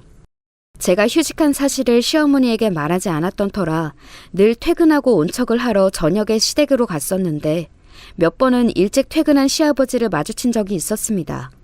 물론 표정 관리가 잘 되지 않아 애를 먹었지만요. 큰 며느라기 왔냐? 밥은 먹었어? 네, 아버님. 안녕하세요. 오늘은 일찍 퇴근하셨네요. 제가 시어머니에 대한 사실을 아는 걸 전혀 모르는 눈치였어요. 애써 태어난 척했지만 평소처럼 살가운 인사말을 건네진 못했죠. 먹는 등 마는 등 불편했던 시부모님과 저 셋이 함께한 저녁 식사 자리에서도 달라진 두 분의 관계는 확연히 티가 났습니다. 서로 물을 먼저 떠다주고 네가 먼저, 아니 당신이 먼저 하며 사랑스러운 옥신각신을 하던 모습은 온데간데 없이 침묵만 감돌았으니까요. 시아버지는 시어머니를 때린다는 사실 외에 두 분의 소원해진 관계를 숨길 생각은 딱히 없어 보이는 듯 했습니다. 시아버지는 시댁에서 저와 마주쳐도 딱히 식사를 하자는 권유는 하지 않으셨어요. 아니, 저와의 식사를 피하셨다기보다는 아예 시어머니와 식사 자리를 갖지 않으려 하시는 것 같았습니다. 시어머니는 몸과 마음이 힘든 와중에도 건물 청소 일을 꾸준히 하셨어요. 저는 시어머니가 아무도 없거나 있어도 사이가 소원해지다 못해 술을 드시며 가학적인 행동까지 휘두르는 시아버지와 함께 사는 그 집에 하루 종일 갇혀 계시기보다 오히려 일이라도 다니고 있다는 사실이 다행이라고 생각했어요. 시어머니도 그 편이 낫다는 것을 알기에 더욱 열심히 일을 다니신다고 생각했습니다. 시어머니의 전화를 한 통 받기 전까지는요. 네, 어머님. 어쩐 일이세요? 일하는 중은 아니니? 전화 받을 수 있냐? 집안일을 하던 중이었지만 저는 시어머니에게 일하는 중이지만 괜찮다고 거짓말을 했습니다. 하루하루 어두워지시는 시어머니였지만 그날은 평소보다 더 목소리가 좋지 않으셨어요. 게다가 바로 전날에도 시댁을 다녀왔던지라 하루 사이에 무슨 용건이 생기셨나 싶기도 했고요. 아니나 다를까 막상 제게 전화는 걸었지만 입이 쉽게 떨어지지 않는지 시어머니는 무척이나 뜸을 들이셨습니다. 그게 말이다. 민수 어머마, 혹시 돈을 좀 꾸어줄 수 없겠니? 내 이번 달에 경조사가 좀 많았어서 말이다. 다음 달에 꼭 갚아주마. 아범에게 말하지 말고. 얼마든지 어머님. 그런데 생활비는 아버님께 이야기하시지 않고요? 시어머니는 아무런 대답도 하지 못하셨습니다. 무심코 말을 내뱉은 저는 순간 아차 싶었어요. 시어머니가 악착같이 청소일을 계속 다니셨던 이유를 깨달은 거죠. 시아버지께선 시어머니를 때리실 뿐만 아니라 생활비조차 끊으신 겁니다. 두 분의 사이가 틀어진 것은 시어머니의 취업 이유가 아닌 그 이전부터였던 거예요. 시아버지가 생활비를 주지 않으셨기 때문에 시어머니는 노년에 태어나서 처음으로 일자리를 애써 구하셨던 거였습니다. 자식들이 걱정할까봐 뒤늦게라도 경제활동을 해보고 싶다는 핑계를 대시면서요. 저는 행여 시어머니가 곤란하실까 급하게 말을 돌리며 얼마나 필요하신지 물었습니다. 시어머니께서 말씀하신 금액은 예상보다는 조금 많은 액수였지만 저는 두말하지 않고 그 자리에서 계좌로 이체를 해드렸어요. 미안하다 어머마. 꼭 이자까지 쳐서 갚으마. 정말 고마워. 그게 무슨 말씀이세요 어머님. 그렇게 말씀하시면 너무 서운해요. 엄마랑 딸 사이인데요. 정 부담스러우시면 그동안 해주신 반찬값이라고 생각해 주세요. 꼭이요. 뭐가 자꾸 미안하고 고맙다는 건지 시어머니는 자꾸만 저를 울컥하게 만들었습니다. 그리고 시어머니가 걱정되어 그날 저녁도 시댁에 찾아갔는데 정말 머리끝까지 화가 치밀어 오르더군요. 글쎄 시어머니께서 희미하게 다리를 절고 계시는 게 아니겠어요? 어머님, 다리는 또 왜 그러세요? 괜한 오해 말거라 어머마. 청소하다 계단에서 살짝 넘어져서 그래. 거짓말하지 마세요. 제가 그동안 몰라서 참고 있는 줄 아세요? 아이, 얼마나 심하게 때렸으면 다리까지 저시는 거예요. 아이, 속상해서 정말. 괜찮다. 나는 괜찮아. 괜찮기는 뭐가 괜찮아요. 안 되겠어요. 역시 민수 아빠에게 말을 해서 우선 어머님하고 아버님을 떼어놓아야겠어요. 저희 집으로 같이 가요, 어머님. 제발요. 저는 시어머니에게 빌다시피 애원했습니다. 그렇게 맞으면서도 왜 자꾸 이 집에 계시겠다는 건지 정말 이해할 수가 없었어요. 평생을 시아버지 곁에서 순종적으로 사셔서 시아버지 곁을 떠날 엄두가 나지 않으셨던 걸까요? 지난번과 마찬가지로 시어머니는 한사코 거절하셨습니다. 남편에게도 말하지 말아달라는 부탁과 함께요. 아버님이 생활비도 안 주시는 거죠. 어머님 드시는 게 저게 뭐예요. 저희 집에 가면 제가 밥도 다 차려드릴게요. 저 휴직해서 시간도 많아요. 민수도 어머님 오시면 정말 좋아할 거예요. 시어머니가 혼자 때우시는 끼니는 매번 흰죽이나 흰밥에 김치, 김이었습니다. 소화가 안 되고 입맛이 없으셔서 그러나 보다 했었는데 어제 시어머니의 전화 내용과 오늘 식탁 위에 차려진 흰죽을 보니 생활비를 아끼시려고 하는 것이 분명해 보였습니다. 혹여 직장 다니는 제가 힘들까 오지 않으시려 하는 걸까봐 저는 그동안 숨겨온 휴직 사실까지 실토했어요. 하지만 시어머니의 태도는 요지부동이었습니다. 시어머니와의 실랑이 끝에 두 손 두 발 닫은 저는 무슨 일이 생기면 반드시 연락하라는 말을 시어머니에게 신신당부하며 못 이긴 척 시댁을 나섰습니다. 하지만 이대로 있을 수는 없었어요. 저는 집에 돌아간 즉시 아들인 민수가 듣지 못하게 안방으로 들어가 동서들에게 전화를 했어요. 내일 시간이 되면 서방님들 몰래 저녁에 잠시들 만나자고요. 평소와 다른 제 목소리에 두 동서는 두말없이 알았다고 대답했습니다. 그렇게 다음날 저녁 우리는 시댁 근처의 한 카페에 모였어요. 형님, 갑자기 무슨 일이세요? 그러게요. 대뜸 모이자고 하셔서 놀랐어요. 그것도 남편과 아주버님들께 비밀로 해달라고 하셔서요. 그게 말이지. 나 사실 요새 휴직하고 시댁에 자주 왕래하고 있어. 어머님 찾아뵙느라고. 예? 휴직이요? 어머니께 무슨 일 있으세요? 저희한테는 아무 말씀 없으셨는데 큰일이라도 난 거예요? 제가 추궁할 때 쉽게 대답하지 못했던 시어머니의 마음이 이랬던 것일까요? 단단히 마음을 먹고 동서들을 불렀건만 입술이 쉽사리 떨어지지 않았습니다. 막상 말하려니 흡사 참담한 마음이 들기까지 했어요. 평화로운 우리 가족에게 균열이 가고 있다고 실토해야 하는 일이니까요. 저는 처음 시어머니 얼굴에서 발견한 푸른 멍, 몸 곳곳의 피멍들, 그리고 절뚝이며 청소일을 하셨을 시어머니의 모습까지 머릿속에 떠올렸습니다. 침을 꼴깍 삼키곤 천천히 그동안 시댁에서 보고 들은 내용들을 동서들에게 말해줬어요. 그런 끔찍한 일이... 형님, 믿어지지가 않아요. 그 아버님이 그렇게 사이가 좋으셨던 어머님을요? 정말이에요? 잘 믿을 수 없는 일인 거 나도 알아. 나도 내 눈으로 봤을 때 두 눈을 의심했어. 심지어 아버님이 어머님에게 생활비조차 주지 않으시는지 어제 나한테 돈까지 빌려달라고 하시더라고. 속상해서 혼났다니까. 예상했던 대로 동서들은 경악을 금치 못했습니다. 그도 그럴 것이 동서들 또한 휴직하기 전에 저처럼 일이 너무 바빴고 심지어 아이들이 아직 어린 터라 몇 달간 시댁에 왕래하지 못했었거든요. 그리고 찾아뵌다고 말한들 시어머니가 굳고 말리셨다고 합니다. 어쩐지 저희가 시간 내서 찾아가려고 해도 어머님이 한사코 됐다고 하시더라고요. 일하느라 어머님이 너무 피곤하시다면서 너희도 힘들 테니 명절이나 되면 보자고요. 저희에게도 똑같이 말씀하셨어요. 그래도 찾아뵀어야 되는데 저희가 너무 무신경했네요. 죄송스러워서 어떡해요. 마음 약한 둘째 동서는 눈물을 글썽이기까지 했습니다. 첫째 동서는 눈물을 보이지는 않았지만 두 동서 모두 저처럼 평소 자주 찾아뵙지 못한 죄송스러운 마음이 무거워 보였어요. 우리 셋은 머리를 맞대고 이 상황을 어떻게 해결해야 하는지 두 분의 사이가 소원해진 것이 무엇 때문인지 추측해보기 시작했습니다. 혹시 아버님 사업에 문제가 생기신 건 아닐까요? 그래서 속상한 마음에 몇 개월 동안 술을 많이 드셨다든지. 그렇진 않았어. 저번 달엔 인터넷에 기사도 났던걸? 동종업계 작은 계열사 하나를 인수했다고 말이야. 활짝 우는 아버님 사진도 같이.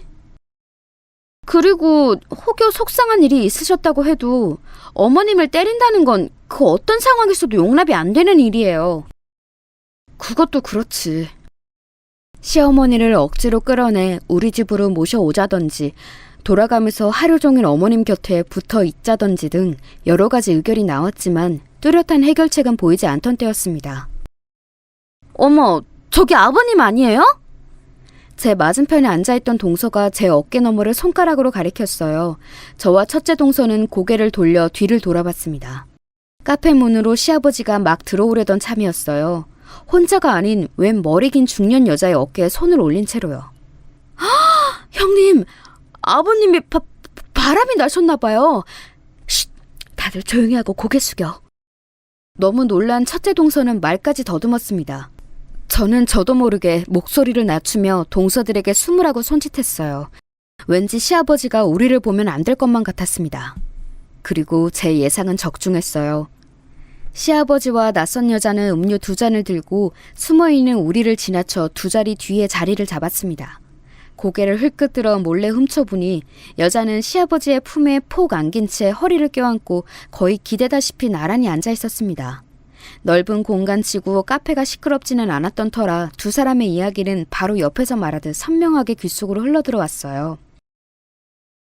상철 씨, 그래서 상철 씨 집엔 도대체 언제쯤 가볼 수 있는 거예요? 좀만 기다려봐. 아직 전처가 짐을 다 안 뺐어. 이혼했다더니 짐 좀 있어도 내가 가는데 문제가 있는 건 아니잖아요. 설마 나 이혼만 하다가 버리는 거 아니죠? 내가 상철 씨를 위해 무슨 짓까지 했는데요. 앙탈은 기다려봐. 너한테 그 여자와 살았던 흔적을 보여주기 싫어서 그래. 서류 정리도 아직 안 됐고 조금만 더 참을성 있게 기다리라고. 대신 그럼 오늘 당신네 집에서 자고 갈까? 시아버지의 말에 수줍게 까르르 웃는 여자의 웃음소리가 들렸습니다. 우리는 새파랗게 질린 얼굴로 서로 시선을 주고받았어요.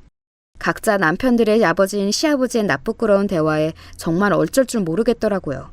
그 대화를 끝으로 그들은 입맞춤이라도 하듯 잠시 쪽쪽 소리가 들리더니 이내 자리에서 일어났습니다. 카페 문이 열리고 닫히는 소리가 난 지 한참이 지나자 그제야 우리 셋은 숙였던 고개를 들고 다시 편하게 의자에 앉았습니다. 세상에! 지금 우리가 뭘 본 거예요? 게다가 이미 이혼을 했다뇨?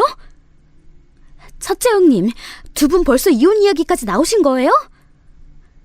나도 잘 모르겠지만 그건 아닌 것 같아.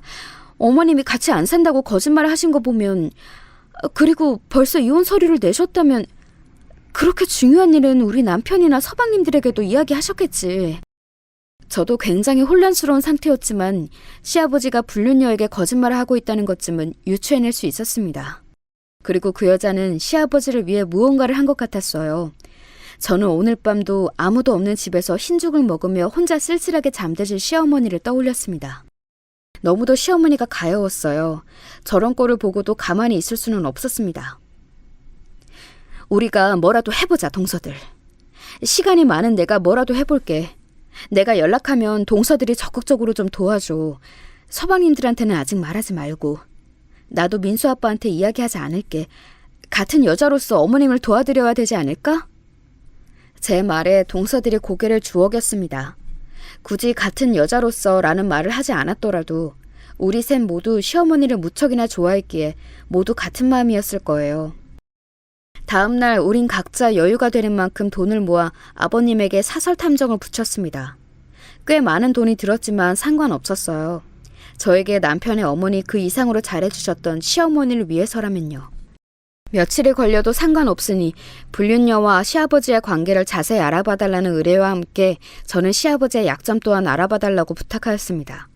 그렇게 사설 탐정에게 연락이 없는 며칠 동안 저와 동서들은 번갈아가며 혹은 다같이 시댁에 얼굴 도장을 찍었습니다. 그 전보다도 더욱 집에 늦게 혹은 아예 들어오지 않은 모양인지 시아버지 얼굴은 본 적이 없었어요. 저는 지금은 오히려 다행이라고 생각했습니다. 두 분이 마주치지 않으면 적어도 시어머니가 맞는 일은 생기지 않을 테니까요. 시어머니는 동서들까지 이렇게 자주 들이닥치자 처음엔 저를 원망 어린 눈빛으로 몇 초간 바라보셨지만 그 이상 말씀은 없으셨습니다. 차마 조용히 있을 수가 없었던 저를 이해해 주시는 듯 했어요. 물론 제 추측이지만요. 의뢰를 맡긴 사설 탐정에게 연락이 온 것은 정확히 일주일 뒤였습니다. 여기 의뢰하신 내용들을 정리한 서류입니다. 혹시 필요하실까 싶어 사진도 몇 장 찍어왔어요. 몇 장의 사진과 A4 용지 여러 장에 빼곡히 적힌 내용은 이러했어요. 시아버지의 불륜 상대는 바로 작년에 아버님이 인수한 작은 동종업계 회사 대표의 부인이었답니다. 아까 제가 인터넷에서 봤다고 했던 기사 있죠? 거기에 나왔던 그 회사요. 회사가 시아버님 회사에 인수당한 후 사실상 망한 그 대표와 불륜녀는 합의이혼을 요구했고 그대로 받아들여졌다고 합니다. 위자료도 두둑하게 받고요. 표면상으로는 이혼 이후 저희 시아버지와 불륜을 시작했다고 합니다. 물론 지금은 시아버지가 이혼을 한 줄 알고 있고요. 근데 사실은 그게 아닙니다. 아니면요? 마혜경 씨는 전 남편의 회사가 망하기 전부터 당신 시아버지와 불륜 관계였어요. 아니, 자기 남편 회사를 말아먹게 한 사람하고 꾸준한 불륜 관계를 가져왔다고요? 아니요, 회사를 말아먹게 한 건 마혜경 씨 본인입니다. 김영태 씨와 불륜을 시작한 이후 몇 년간 꾸준히 회사에 기밀 정보를 넘겨왔어요. 김영태 씨는 그동안 호시탐탐 기회를 노리다가 그 회사의 위기 때 자금을 투자 형식으로 대거 빌려줬다가 갑자기 갚으라고 종용했어요. 당연히 그만한 자금이 없었던 마혜경 씨 전 남편의 회사는 그대로 김영태 씨에게 넘어간 거죠. 생각보다 스케일이 큰 이야기였어요. 저는 입을 다물지 못했습니다. 뒷내용을 읽어보니 더 가관이었어요.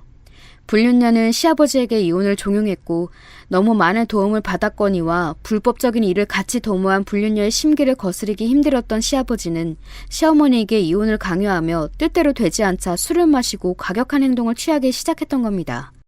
그 기간이 길어지자 시아버지는 불륜녀에게 이혼 서류를 내고 이혼 유예 기간 동안 별거 중이라며 거짓말을 했고 불륜녀는 그 말을 철석같이 믿고 있고요. 시어머니는 시아버지의 으름장과 회유, 공격적인 행동과 생활비를 끊는 등의 횡포에도 이혼을 하시지 않고 버티고 계셨던 거고요. 저는 이 사실을 동서들에게 알렸습니다. 생각보다 더한 사연에 동서들도 화를 주체하지 못했어요. 어떻게 아버님이 그러실 수가 있어요? 어머님이 그동안 아버님께 어떻게 내조를 하셨는데요? 근데 어머님은 왜 그 지경이 될 때까지 이혼을 안 해주시는 거래요? 아버님이 땡전 한 푼 없이 내쫓으시려고 했나 봐. 우리 민수 아빠랑 서방님들을 부족함 없이 키워낸 것도 다 본인 공이라면서 어머님이 여태 한 일은 밥을 축내는 일뿐이었다고 전화에 대고 길 한복판에서 소리치는 걸 사설탐정이 직접 들었대. 세상에, 그 다정하시던 아버님 맞아요? 정말 여자에 미치면 배는 게 없다더니 아버님이 딱 그 꼴이네요. 그래서 이제 어떻게 하실 생각이세요, 첫째 형님?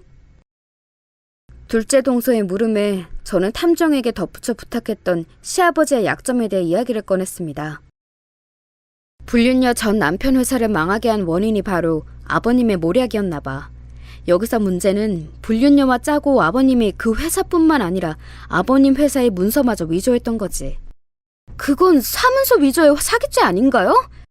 변호사를 통해 물어봐야겠지만 딱 봐도 중범죄 아니겠어?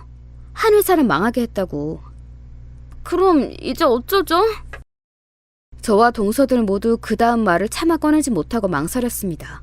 아무리 시어머니를 배신하고 차마 해서는 안 될 일들을 하셨다고 한들 남편들의 아버지였습니다. 다들 그런 시아버지를 신고하자는 말이 쉽게 입 밖으로 내뱉어지지 않았던 거죠. 여러분이라면 어떠실 것 같나요? 남일이었다면 고민하지 않고 시아버지를 물먹이라며 적극 추천하겠지만 막상 제 일이 되니 선뜻 결정하기가 어려웠습니다. 우리 셋 모두 결정하지 못하고 선택의 기로에서 고민하던 때였어요. 갑자기 제 핸드폰에 진동이 울리기 시작했습니다. 시어머니였어요. 민수 어머마, 집에 좀 빨리 와다오. 여보 그만해요. 도대체 왜 이혼을 안 하겠다는 거야? 달라붙어서 내 피만 빨아먹은 거머리 같은 년아! 수화기 너머로 시어머니의 다급한 외침과 퍽 하는 소리, 그리고 술에 취한 듯 혀가 꼬부라진 채 고함을 지르는 시아버지의 목소리가 들려왔어요. 전화는 곧이어 끊어졌고 시어머니는 다시 전화를 받지 않으셨습니다. 마침 시댁 근처의 카페였던 우리는 황급히 시댁으로 달려갔습니다. 시댁의 비밀번호를 치고 들어가 눈앞에 보인 광경은 처참했어요. 시어머니는 배를 감싼 채 바닥에 나뒹굴고 있었고 시아버지는 그런 시어머니는 아랑곳하지 않은 채 시어머니에게 발길질을 하고 있었습니다. 얼마나 술을 많이 마신 건지 집안엔 술 냄새가 진동을 했어요. 시어머니는 정신을 잃으신 것 같았습니다. 아버님 그만하세요. 동서들 뭐해? 얼른 아버님 잡아.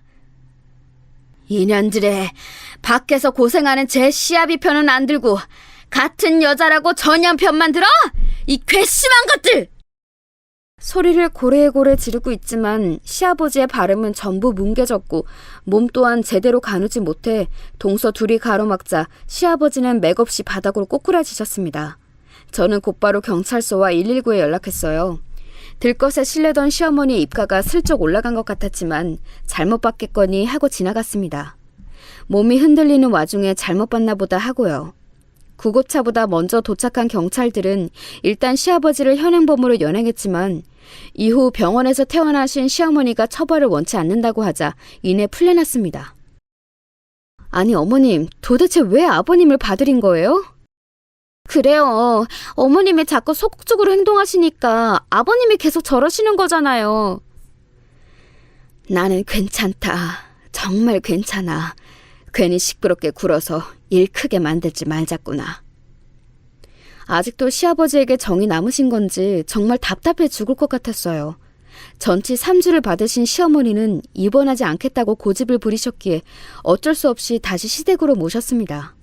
시댁으로 모시는 것도 꺼림칙했지만 그 고집을 누가 꺾나요? 자신의 집이 있는데 어딜 가냐며 아들들 집으로 가자는 권유를 이번에도 뿌리치셨습니다.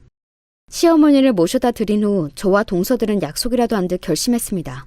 시아버지를 신고하기로요. 엄청나게 열이 뻗쳐 보이던 첫째 동서가 더 획기적인 아이디어를 냈습니다. 우리 그 내 언니한테 회유든 으름장을 놓든 해보면 어때요? 에? 같이 쳐넣어도 모자랄 그 여자를요? 그 둘이 천년의 사랑인데 우리가 으름장을 놓는다고 한들 겁이나 먹겠어요? 동서들의 이야기를 곰곰이 듣던 저는 좋은 생각이 떠올랐습니다. 아니야, 제 코가 석자라고 저까지 범죄에 연루된 걸 알면 겁먹어서 우리한테 협조할지도 몰라. 첫째 동서, 이건 헤어샵에 아는 사람 있지 않아? 그 여자가 거기 다니던데? 돈이 많긴 많나 보네요. 비싼 데인데. 저번에 저희 회사랑 같이 프로젝트 한 데인데 거기 담당 중 한 명이었던 부원장님을 알아요. 꽤나 친해져서 가끔 퇴근 후에 술도 한잔하고요. 잘 됐네. 그 지인한테 부탁해서 그 여자가 예약한 시간에 옆자리에서 같이 시술 받게끔 해볼 수 있어? 잘은 모르겠는데 아마 그 정도는 될 거예요. 부탁해볼게요. 거기서 그 부원장님이랑 수다 떠는 척하면서 집안 이야기를 흘려 증거까지 다 모아서 그 불륜녀랑 시아버님 둘 다 신고할 계획이라고. 그러자 첫째 동서가 걱정스러운 표정으로 물었습니다. 그러다 신고하기도 전에 그 여자랑 아버님이 증거를 전부 없애버리면 어떡해요? 그건 걱정 마. 사설 탐정이 준 자료 중에 위조한 문서들의 복사본도 죄다 들어있었으니까. 괜히 비싼 데 아니었다니까. 그제야 첫째 동서는 안심한 표정을 지었지만 이내 다시 근심스러운 표정이 되었습니다. 그런데 아이들은 어쩌죠? 요 며칠 어머님을 뵈러 가느라 남편에게 어린이집에서 픽업부터 케어를 전부 맡겼더니 너무 힘들어하더라고요. 그 사람 가뜩이나 요새 가게가 바빠서 체력이 붙이는 것 같아요. 그러자 둘째 동서가 손을 번쩍 들었습니다. 그건 걱정 마세요, 형님들. 세아, 세연이뿐만 아니라 첫째 형님네 민수도 제가 당분간 저희 집에서 보살필게요. 동선의 민지도 아직 어리잖아. 괜찮겠어? 저도 뭐라도 돕고 싶어요. 제가 하게 해주세요, 형님. 다들 참 고마우면서도 시어머니가 평소에 참 잘 살아오셨구나 싶었습니다. 비록 노년의 남편 복은 없었지만요. 다음날 동서는 이틀 뒤 그 여자와 같은 시간에 헤어샵에 예약을 잡았다며 연락이 왔습니다. 비록 이른 시간이었지만 반차를 쓰겠다고요. 직장에 있는 동서들 대신 저는 시댁에서 시어머니를 간병하고 있었습니다. 당신은 괜찮다고 어서 너희 집에 가라며 손사래를 치는 시어머니 곁에 꾸역꾸역 붙어서요. 다행히 인대가 늘어나거나 뼈나 장기에 이상이 있지는 않아서 어머니는 빠르게 회복되고 계셨습니다. 그럼에도 불구하고 시어머니 곁에 있고 싶었어요. 제가 친정엄마가 그리울 때마다 그랬듯 이번엔 시어머니가 그 어느 때보다 힘드신 지금 친딸처럼요. 그렇게 이틀 뒤 자신과 헤어샵 부원장의 대화를 들은 불륜녀가 얼굴이 하얗게 질린 채 쫓기듯 샵을 빠져나갔다는 문자를 받았습니다. 연락이 오자마자 전 불륜녀의 집 근처로 향했어요. 집 주소는 이미 사설 탐정을 통해 알아두었었거든요. 다행히 차를 끌고 집으로 온 불륜녀보다 제가 더 먼저 도착할 수 있었고 저는 곧바로 그 여자에게 접근했습니다. 안녕하세요. 마혜경 씨죠? 저는 김영태 씨 첫째 며느리 되는 사람입니다. 당신 뭐야? 내 집은 어떻게 알고 찾아왔어? 방금 전 헤어샵에서 신곤이 어쩌니 하는 이야기를 전부 듣고 온 뒤여서인지 불륜녀는 제 소개에 소스라치게 놀라며 뒷걸음질을 치더라고요. 그러다 뒤늦게 자신에게 더 큰 불이익이 있을까 겁을 먹었는지 존댓말을 사용하기 시작했습니다. 잠깐 시간 되시면 저랑 대화 좀 하시죠. 난 당신이랑 할 말 없어요. 일단 제 이야기를 들으시는 게 당신에게도 이득일 거예요. 아니면 저 손에 든 이 서류들 가지고 바로 경찰서로 갈 겁니다. 여긴 당신이 전 남편과 이혼 전에 저희 시아버지와 불륜했던 증거들, 그리고 최근까지 당신 집에 드나든 사진들 전부 들어있어요. 그게 뭐요? 사진은 사진일 뿐이고 간통죄는 폐지된 지 오래예요. 더군다나 지금은 당신 시아버지 유부남도 아니잖아? 아니요. 저희 아버님이 당신한테 거짓말하신 거예요. 저희 어머님은 아직 원래 집에 살고 계시고 두 분은 이혼은커녕 이혼 서류조차 아직 작성하지 않았어요. 우리는 아버님과 당신을 기업 사기와 사문서 위조, 사기죄로 신고하는 동시에 어머님의 이혼 소송도 같이 진행하며 당신에게도 위자료를 청구할 거예요. 받아낼 수 있는 최대치를요. 사실 시어머니가 이런 상황까지 와서도 이혼은 하지 않겠다고 말씀하실 수도 있겠다고 생각했어요. 여태까지 시어머니 행보를 생각하면요. 그렇다고 그 여자 앞에서 티를 내지는 않았죠. 결국 꼬리를 내린 불륜녀는 저와 함께 근처 카페로 자리를 옮겨 대화하는 것에 동의했어요. 자리를 옮겨서도 커피가 나오기 전까지 불륜녀와 저 사이엔 꽤 긴 침묵이 흘렀습니다. 커피가 서빙되자 저는 우선 커피로 목을 축인 후 본론을 꺼냈습니다. 솔직하게 말해주세요. 당신이 저지른 모든 짓을 저희 아버님 외에 아는 사람이 또 있나요? 너무 직접적인 저희 물음에 불륜녀는 당황한 듯 보였어요. 뭐라 말해야 할지 고민하던 그 여자는 이내 빠져나갈 틈은 진작부터 없었을 것을 예상하고는 포기한 듯 대답했어요. 아니요, 없어요. 잘 됐네요. 단도직입적으로 얘기할게요. 이 서류에 있는 마혜경 씨가 한 불법적인 일들 모두 저희 시아버지에게 뒤집어 씌워주세요. 그럼 당신은 빼고 모두 아버님이 저지른 일로 신고할게요. 아버님이 억울하다고 한들 증인이 없으니까요. 뭐라고요? 아무리 그래도 내가 영태 씨를 배신하는 짓을 할 것 같아요? 우린 몇 년을 사랑해온 사이라고요. 불륜녀가 치를 떨며 제게 화를 냈습니다. 저는 함께 흥분하지 않고 차분히 뒷말을 이었어요. 아버님이 당신 몰래 빼돌린 뒷돈이 더 있어요. 저희 시어머님 이름으로요. 뭐라고요?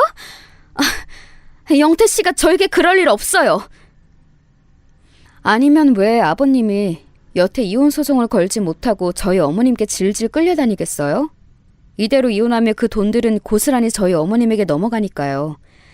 그렇다고 마혜경 씨에게 솔직히 말하자니 자신에 대해 너무 많이 알고 있는 당신이 배신할까봐 이혼했다고 일단 거짓말로 둘러댄 거죠. 어찌 보면 당신도 속은 거예요. 알겠어요? 그런... 여기 이 서류들 속에 어머님 앞으로 빼돌린 뒷돈들에 대한 증거까지 다 있어요. 어쩌실래요? 이래도 아버님과의 의리를 지키고 같이 감옥에 가시겠어요? 아니면 혼자라도 살아남으실래요? 뒷일은 더 듣지 않으셔도 뻔하죠?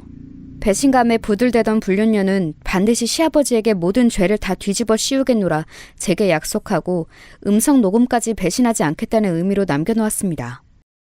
이후 재판에서 시아버지는 불륜녀도 함께 저지른 일이라며 감형을 해달라 억울함을 토로했지만 재판장에서 그녀는 과연 전 남편의 회사를 불륜남과 함께 말아먹어버린 여자다웠습니다.